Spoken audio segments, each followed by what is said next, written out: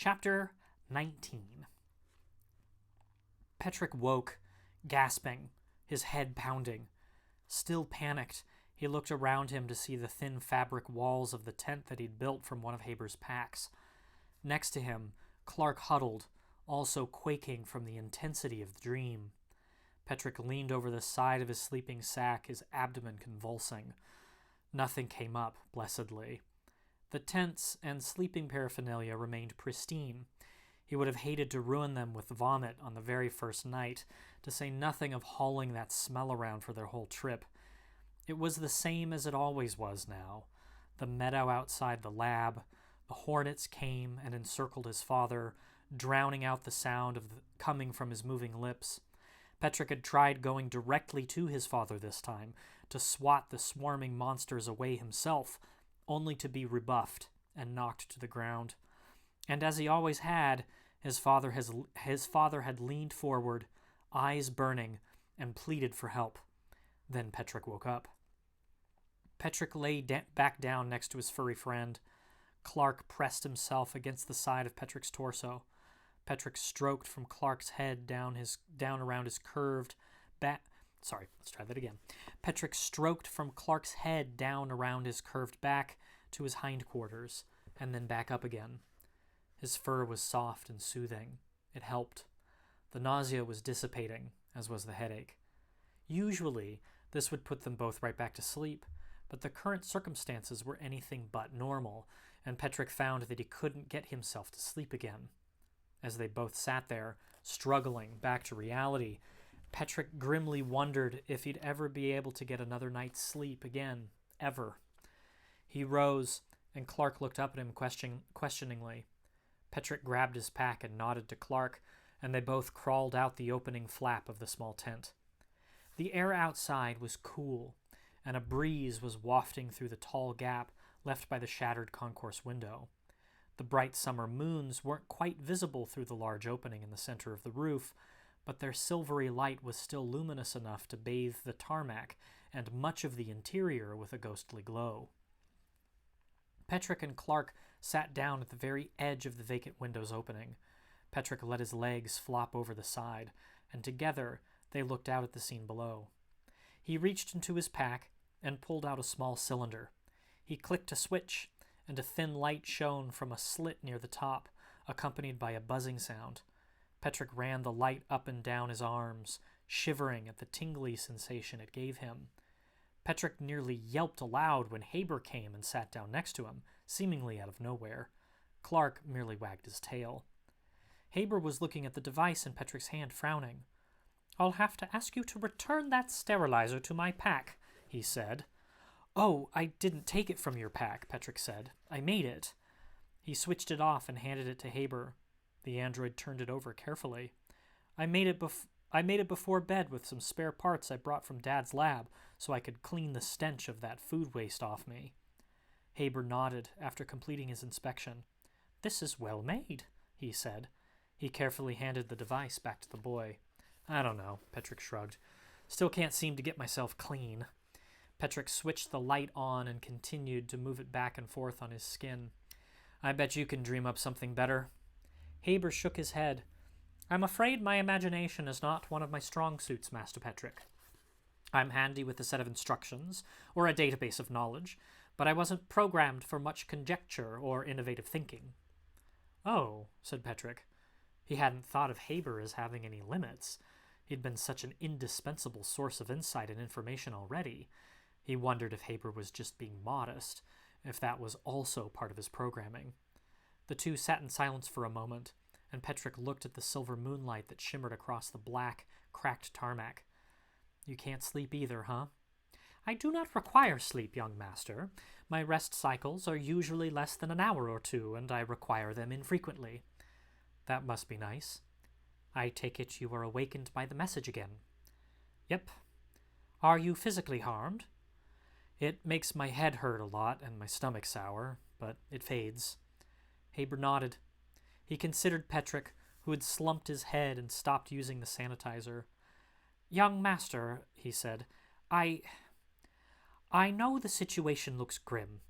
The fact that the spaceport, arguably the most significant on Indikar, which is itself a major waypoint for the Fringe Worlds, the fact that it appears to have been abandoned so completely and left in such ruin, well, it suggests to me that our chances of finding a spaceborne ship are virtually zero, here and perhaps even in all of Indikar. Petrick frowned. That sounds pretty grim, Haber, he said. What I mean to say is, Haber continued with a grunt of frustration, if there is a way, we will find it. Together. Not that I necessarily believe there is a way, mind you. Statistically speaking, our odds must be exceptionally low. You're not very good at cheering people up, Haber. But our odds are much better together. Because of you, is what I was driving at, young master. You've already proven to be quite resourceful. Petrick smiled and let out a big sigh. Thank you, Haber, he said. It's merely an observation, Haber replied. No, said Petrick. I mean, thank you for helping me, for coming on this crazy trip. Ah, Haber seemed confused. With Susie and Barry, I suppose I shouldn't be surprised. They always follow me. I guess I always knew they'd come, but you came too, so thank you. You're welcome. There was a small beat of silence between the two. Haber seemed to be finding his words. It's not often that an android such as myself gets a thank you. What do you mean? Petrick's face twisted into a question mark. When one is programmed to serve, that service is the expectation. One does not necessarily express thanks when an expectation is met. Petrick's questioning expression deepened. Are you saying you're only here because you have to be here? Because that's your programming? I was made to assist in whatever manner is required of me. Right, but I mean, do you have a choice? Haber looked uneasy with the question. If you were to order me to do something, I am programmed to obey it. Really? Yes. Haber, I order you to bark like Clark. Haber's entire demeanor changed. He stiffened unnaturally, raised his chin toward the ceiling of the concourse, puffed his chest out, and began to bark like a dog. It was comical for a second, but any laugh that Petrick might have indulged in died down as he realized Haber was not himself. There was no laughter in Haber's eyes, no awareness of what he was doing. He'd become a puppet. Stop, Petrick said to him. You may stop now. Haber stopped barking. Have I done something wrong? He said, recognizing the distressed look on Petrick's face. He was himself again. No, said Petrick. Not at all. Do you remember what just happened? Haber frowned. You are asking me why I agreed to come with you on this trip? You don't remember me asking you to bark like a dog? Ah, said Haber, understanding what must have happened. You gave me an instructional override. Such commands supersede any other personality or memory functions. You weren't yourself. I was programmed in such a manner. I didn't like it. Master Fenton apparently believed it to be a necessary feature. Well, I promised not to use it again. I thought it would be funny, but it wasn't. Nobody should have that much control over someone else. I appreciate that, young master, but it is who I am. Haber, I don't want you to be out here helping me because you have to, or because I ordered you. But you didn't. That was true, Petrick realized. He hadn't ordered Haber on this mission. I am only programmed to obey your command, yes, but that is not my only function. Sorry, let me read that again. I am programmed to obey your command, yes, but that is not my only function. My central processing core continually evaluates variables and weighs them against my main directive subroutines to choose the most desired outcome of any course of action. I am not solely dependent on my master's directives. Petrick perked up. Your directive subroutines, are those then what you mean when you say you're programmed to help me and my father, like coming on this trip? That is correct. Haber smiled again. That sounds like friendship to me, Haber. It is not. I think it is. Petrick's smile grew with relief. And friends thank friends for sticking with them. So again, thank you. Haber shifted uncomfortably but didn't protest. It was as close as Petrick thought he would get to a "you're welcome" from the odd, dour android. The two sat in silence for a minute or two and enjoyed the cool nighttime breeze. Petrick dangled his legs over the ledge and looked at the tarmac below. It was empty. And that was when he saw two small, bobbing lights on the far side of the tarmac. He squinted, just to make sure he wasn't seeing things, but there they were, moving slowly along the far edge on the other side of the concourse. "Haber," he whispered. "What are those?"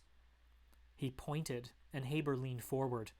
Petrick could hear an almost imperceptible whirring sound as he watched the android's pupils dilate and constrict. A moment later, the android yanked Petrick off the leg so swiftly the boy almost let out a yelp before pushing him down flat to the ground. The android lowered himself the same way before raising his head up above ground just enough to have a view of the far side of the tarmac. "They're people," Petrick whispered. Haber nodded. "Two of them, a male and a female," he confirmed. Petrick picked his head up, too, and squinted again, trying to see more in the darkness on that far side. "Can you see who they are?" he asked. Haber whispered back. "They seem to be hauling in a large number of objects." "In the middle of the night?" Petrick wondered aloud. It was certainly suspect. "Indeed." "And why come here to an abandoned spaceport?" "Why, indeed?" Haber looked at Petrick with an expression of anticipation. He was a step ahead. "We must pack up camp, quickly and quietly." Petrick felt the knot in his chest change into a kind of heat, which likewise shortened his breath in anticipation. "A ship is coming," he said. "Isn't it?" The android couldn't even respond before the entire port building was filled with the roar and burning light of atmospheric thrusters. Petrick and Haber looked up and saw a large, oddly shaped ship lowering itself through the open roof.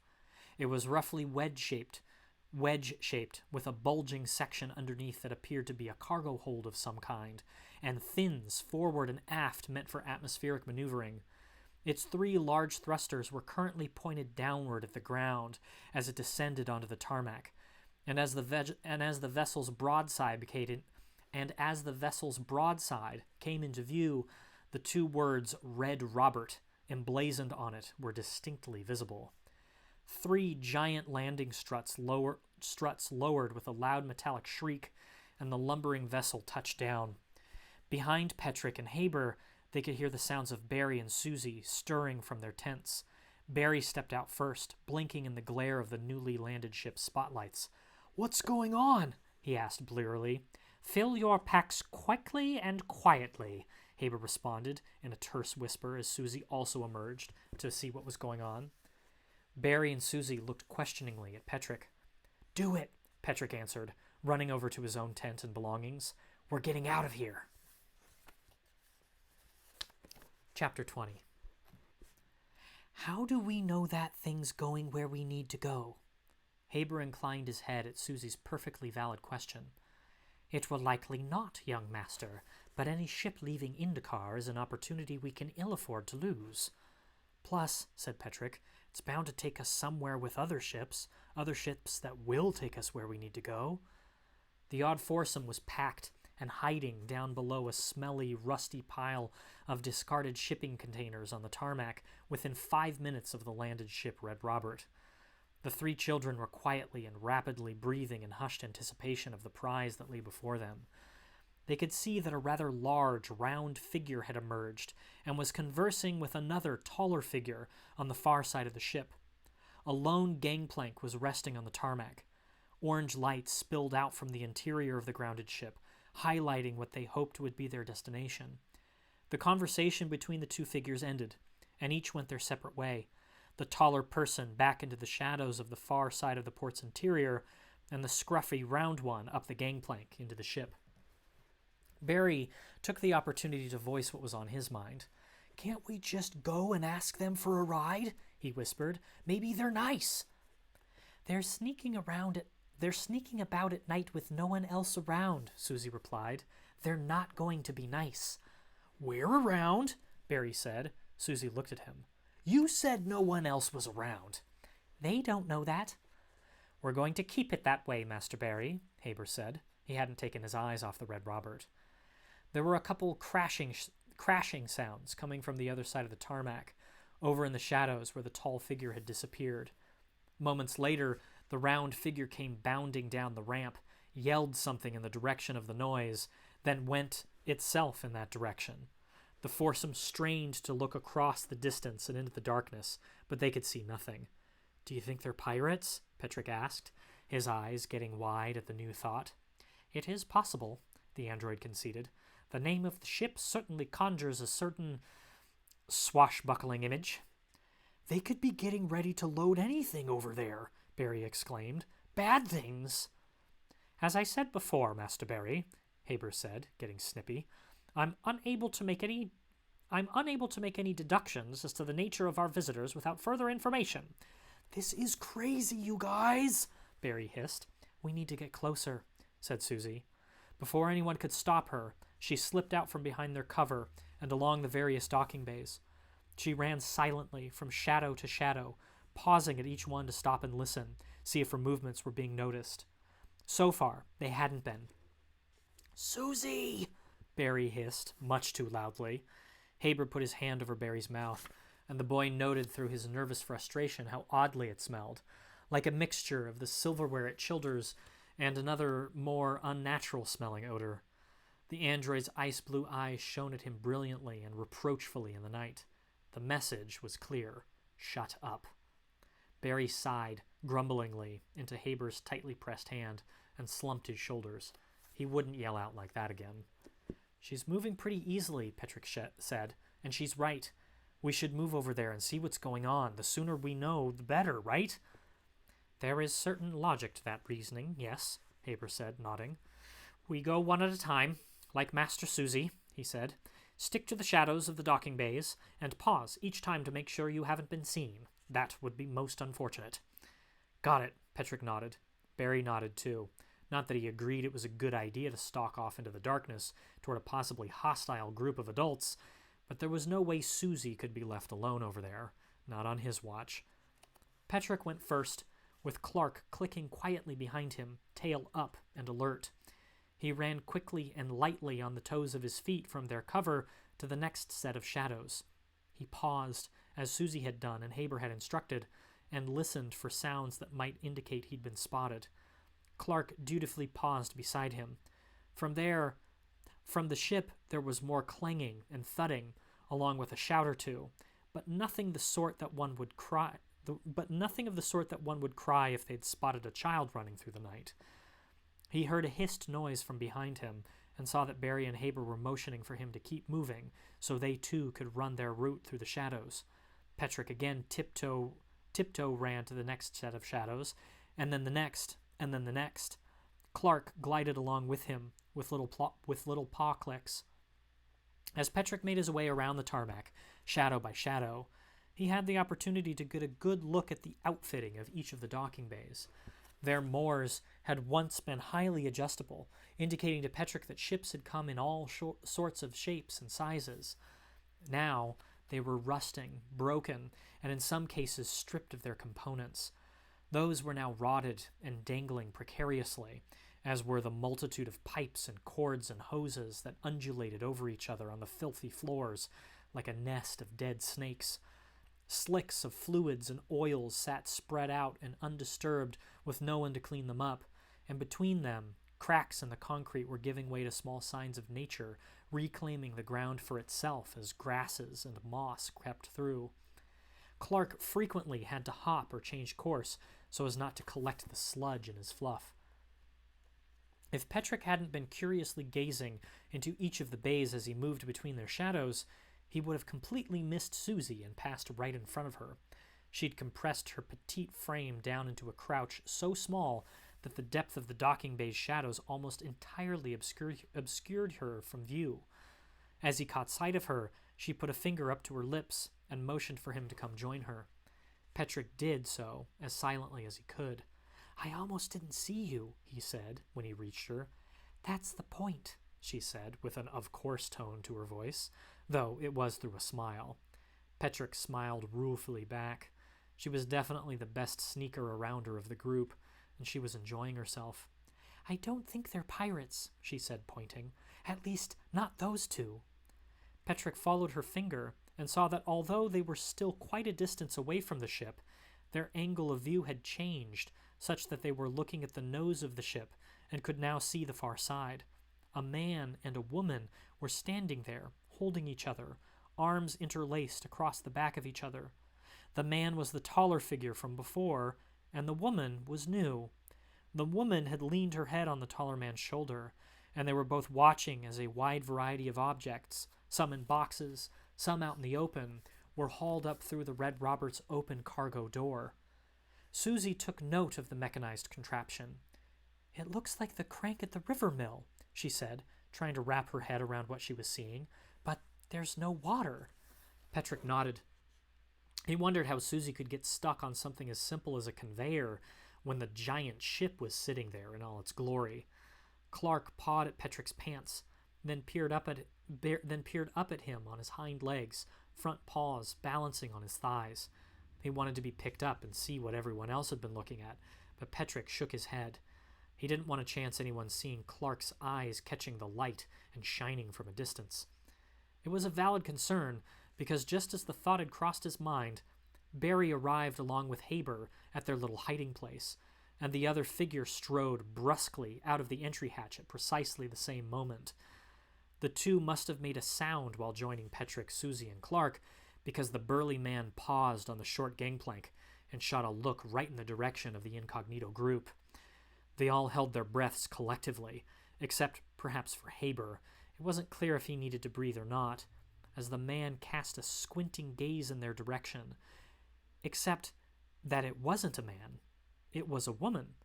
She leaned forward as if it would help her get a better view. From their vantage point, they could see that her face was shadowed with thick layers of oil and grime. She wore a shoulder-to-boot faded trench coat.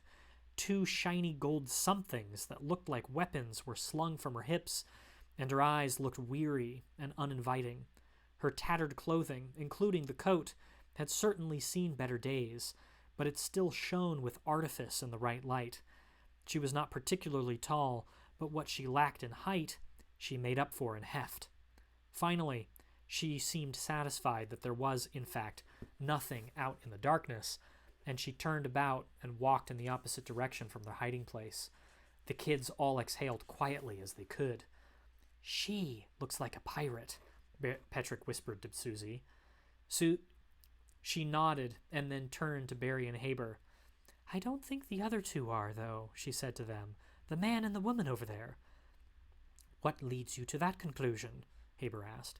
"The way they're dressed," she said. "That woman who just looked at us, she's clearly not of Mother Indikar. Her clothes are too weird. But them," she pointed to the other man and the woman, "their clothes are like ours. Separatists." It was true. The couple was adorned in simple, humble fabrics and the plain earth tones preferred by the Indikaran people.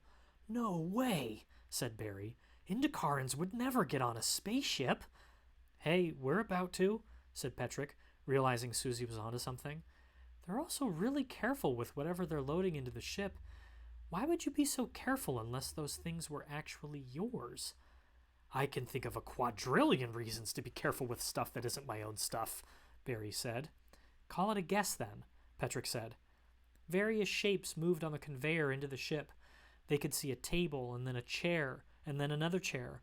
Then came a pile of what looked like chairs, a distinctly Indikaran handmade table, and some boxes. It was all furniture. "They could be furniture pirates," Barry offered. "A fair assessment," Haber said to Petrick and Susie. "Excellent deduction." "So, how do we get on board?" Petrick asked, his mind leaping toward what their next step should be. "Well, it's a good thing that they're not pirates," said Susie, "right? Maybe we could try to take them." "Take them?" Barry whispered incredulously. "Why am I even friends with you?" "We will do no such thing," said Haber firmly. "Stealth has been our modus operandi thus far, and it shall continue to be." Barry screwed up his face like he did when someone spoke in riddles, and Petrick headed off the inevitable question. "He means we'll stick to hiding." "So, what I said," Barry affirmed. "We sneak in." And that's the end of chapter 20. All right, good stuff, you guys. Hopefully the broadcast was stable. That's we'll pick up tomorrow, same time, same place, chapter 21, and we'll see about this ship that they are going to try and sneak into. Pirate ship, maybe, and who these mysterious other Indicarans are. Yeah, and the adventure continues. Thank you guys so much for reading. If you have any questions, don't hesitate to leave a comment. I'd be happy to answer anything for you. I really, really hope that you're enjoying everything. And I'll see you guys tomorrow. Thank you again for watching. I hope you have a wonderful, wonderful evening. See you tomorrow.